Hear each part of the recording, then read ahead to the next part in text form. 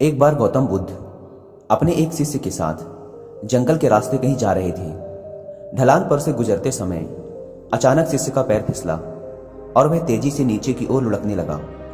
वह खाई में गिरने ही वाला था कि तभी उसके हाथ में बांस का एक पौधा आ गया।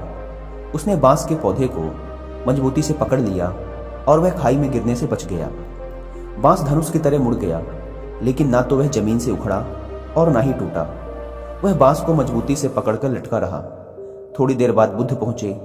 उन्होंने हाथ का सहारा देकर शिष्य को ऊपर खींच लिया और दोनों अपने रास्ते पर आगे बढ़ चले।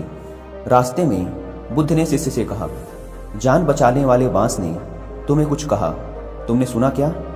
शिष्य ने कहा, नहीं गुरुजी, शायद प्राण संकट में थे इसलिए मैंने ध्यान नहीं दिया, और मुझे तो पेड़ पौधों की भाषा भी नहीं आती। आप ही बता दीजिए उसका संदेश। बुद्ध मुस्कुराए। खाई में गिरते समय तुमने जिस बांस को पकड़ लिया था वह पूरी तरह मुड़ गया था, फिर भी उसने तुम्हें सहारा दिया और जान बचा ली। बांस ने तुम्हारे लिए जो संदेश दिया वो मैं तुम्हें दिखाता हूँ। बुद्ध ने रास्ते में खड़े बांस के एक पौधे को खींचा और फिर छोड़ दिया। बांस लचक कर अपनी जगह पर वापस लौट गया। बुद्ध ने शिष्य को कहा, पुत्र, पेड़ पौधों की भाषा मुझे भी नहीं आती। बेजुबान प्राणी हमें अपने आचरण से बहुत कुछ सिखाते हैं। बुद्ध ने शिष्य से कहा, हमें बांस की इसी लचीलेपन की खूबी को अपनाना चाहिए। तेज हवाएं बांस के झुरमुट को झकझोर कर उखाड़ने की कोशिश करती हैं, लेकिन वह आगे पीछे डोलता मजबूती से धरती में जमा रहता है।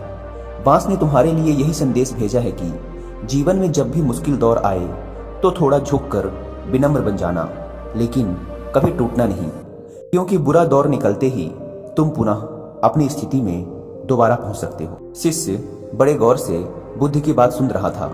बुद्ध ने आगे कहा, बांस न केवल हर तनाव को झेल जाता है, बल्कि यह उस तनाव को अपनी शक्ति बना लेता है और दुगनी गति से ऊपर उठता है। बांस ने यही संदेश दिया कि हमें अपने जीवन में इसी तरह लचीले बने रहना है, बस मुसीबतों के समय में टूटना नहीं है, क्योंकि जैसे मुसीबतें जाएंगी हम फिर से अपनी स्थिति को वापस प्राप्त कर सकते हैं।